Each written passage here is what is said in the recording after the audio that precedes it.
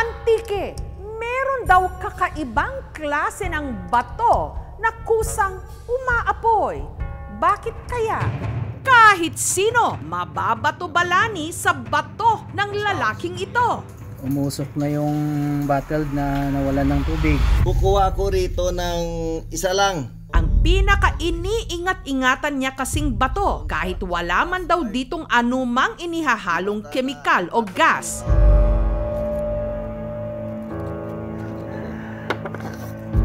Bigla-bigla na lang itong umuusok.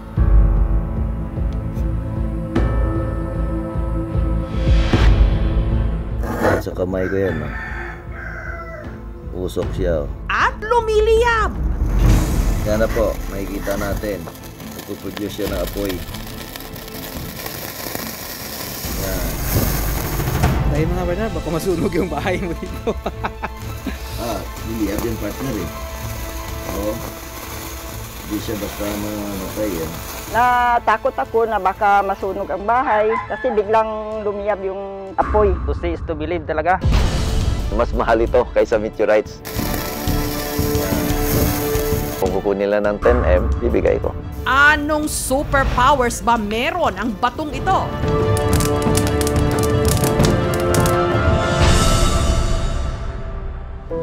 Sa mga gusto raw personal na makita ang bato, kailangan itong sadyain sa San Jose de Buenavista sa Antique. Ang nagmamay-ari nito, si Frank. Ang basement ng kanyang bahay ang nagsisilbing taguan ng kanya raw treasures, mga samut-saring bato. Wood stones, millions of years concerts po natin bago siya naging bato. This another stones, parang may marami siyang ginto, parang gold dust.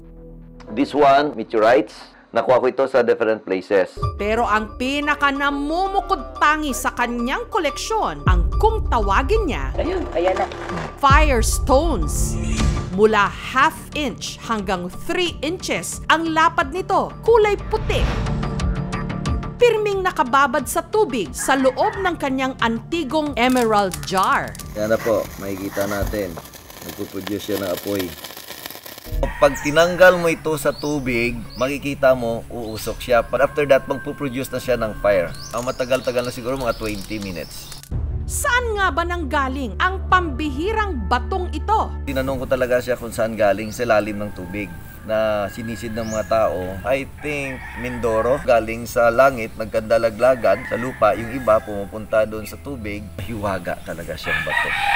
Ang bato, ibinenta raw sa kanya ng isang kaibigan 15 taon nang nakararaan sa halagang 10,000 pesos. At hindi lang daw ito umaapoy, lumalaki rin daw. Sa aking palagay, ang mga bato ay buhay. Kasi nung linagay ko siya sa emerald jar, pasok pa siya doon sa kanyang bunganga na maliit. Nung time na intry ko na sinalin yung tubig, hindi na yung iba makakalabas. Gayunman, batid ni Frank kung gaano kadelikado ang mga ito. Dahil mga Bernard, baka masunog yung bahay mo. Kung itong bato na to, ilagay mo sa atip ng bahay ng tao, 100% sunog yung bahay. Danger siya. Kung ibala mo sa tirador, so magpuproduce siya ng fire. Kaya doble ingat siya. Ang bato, laging nakababad sa tubig. At higit sa lahat, naniniwala siyang malaki ang halaga nito. Kung may mag-offer sa akin, bibilin yung bato, 10 million, ibibigay ko. Na kahit saan mo ikutan, dito sa buong planeta, hindi mo makikita dito lang sa Pilipinas. Para patunayang legit ang kanyang firestones, ipinakita ito ni Frank sa aming team. Pagkabukas pa lang ng jar, sumingaw na ang tila amoy nitong pulbura. Mamoy mo parang watusi. Isinalin niya ang tubig at bato sa planggana. Uusok at liliyab nga kaya ito? Aapoy pa ba yan, sir? Ano ba talagang klaseng bato ito? At posible bang tumataginting na 10 million pesos ang halaga nito? For sure may halaga naman po siya. Pero Tsak hindi kayo mababato sa kapanapanabik pang kaalaman na ating matutuklasan. Aapoy pa ba yan, sir? Susunod na, bato mula sa antike. Bigla-bigla na lang daw umuusok at lumiliyab kahit wala raw anumang inihahalo ritong kemikal o gas. Yan na po, makikita natin. Nagpuproduce siya ng apoy. Tayo mo na, partner, baka masunog yung bahay mo dito. Para ipakitang wala itong daya, ipinakita ni Frank sa aming team ang kanyang Firestone. Pagkabukas pa lang ng jar, sumingaw na ang parang amoy nitong pulbura. Mamoy mo parang watusi. Pagkasalin sa palanggana, ang bato biglang umuusok Makikita po natin yung kulay, nag-iiba. hanggang tuluyan na itong nanilaw.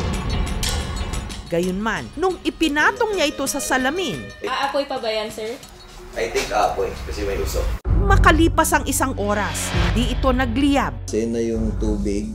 Habang nagbe-melt siya, bumababa dito sa glass. Naiipon doon Oh, sa naipon glass. sa baba. So, why we not try to lagay natin sa papel, dito pa rin, in the same place. Ililipat lang ililipat natin. lang natin. Okay, o either sa tissue. Sa pinan ko Ayan. yun na. Kita nyo.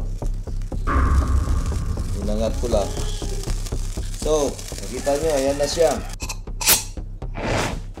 Sige pa. Okay. Sa pangalawang pagkakataon, ang bato ipinatong naman ni Frank sa kahoy. This time siguro mabilis umapoy siya kasi wala siya sa glass. Makalipas ulit ng mahigit isang oras, Ano kaya yung liquid na yan, sir?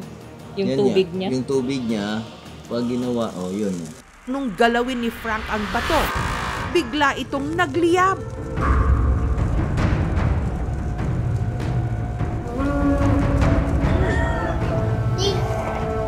Kung sa underground siya, pero sa loob ng ating bahay, hindi talaga advisable. Kasi sa babasagin siya, baka mabasag, no? At saka doon magsimula no, ang apoy. Lagi siyang may tubig. Nakapatong siya doon sa tile, wala siyang wood. In case man na-break yung jar, wala siyang masusunog doon. Ano nga bang klaseng bato ito? Hindi naman siya magnetic. Malamang hindi siya meteorite. Try natin kung mag-translucent siya. Tumatagos yung light sa bato. Kasi nagyayelo siya. Sign ito na baka may sulfur content siya. Ipinanood din namin ang video ng bato sa isang geologist. Yan na po, makikita natin. Nagpuproduce siya ng apoy. Hinala niya ang bato ni Frank. Isang white phosphorus, man-made substance na ginagamit daw sa paggawa ng fertilizer, bomba at dulo ng posporo. Very reactive po siya in nature. Ma-expose lang siya sa air, specifically sa warm, moist air, magre-react po siya readily with the oxygen in the air. Makita natin na umuusok siya, and then eventually, pag na-reach na yung temperature na sobrang mainit, magliliyab po siya. Gayunman, kinakailangan pa raw sumailalim sa laboratorio ang sample ng bato. Pero ayon sa isang chemist, kung kumpirmadong isa itong white phosphorus, hindi raw ligtas kung malalanghap ang usok nito. Meron siyang component na tinatawag nating element na phosphorus. Ang phosphorus is usually marami siyang form, pero in this case, maaari siya maging white powder or white substance. Medyo waxy din siya na upon exposure to air, sumisilab siya o maapoy. Ang problema dun yung prolonged exposure at tumatagal na maaari niyang masuffocate yung tao. Iwasan nating ma-expose ito, ma-ingest, makain, hinahawakan natin kailangan as much as possible. Hinuhugasan natin ang kamay natin ng malinis to ensure na walang natirang particles ng phosphorus. For sure, may halaga naman po siya kasi ginagamit siya sa sobrang daming industrial applications. Pero hindi po siguro siya aabot ng 10 million. Hindi man ito nagiging value ng ganong kalaking halaga, pero kung sa akin lang sabi niyo, diamonds is most precious and rare. Pero ito, aking stone, kung hindi man ito valuable, so we need to keep it as a remembrance hanggang sa huling generation ng aking mga anak. Kung may usok, may apoy, at saan man ito nagmula, sa kalikasan man o gawa ng tao, mag-ingat sa paglalaro ng batong umaapoy. Tayo mo na, partner, baka masunog yung bahay mo dito. Thank you so much mga kapuso. Kung nagustuhan niyo po ang videong ito, subscribe na sa GMA Public Affairs YouTube channel. Don't forget to hit the bell button for our latest updates.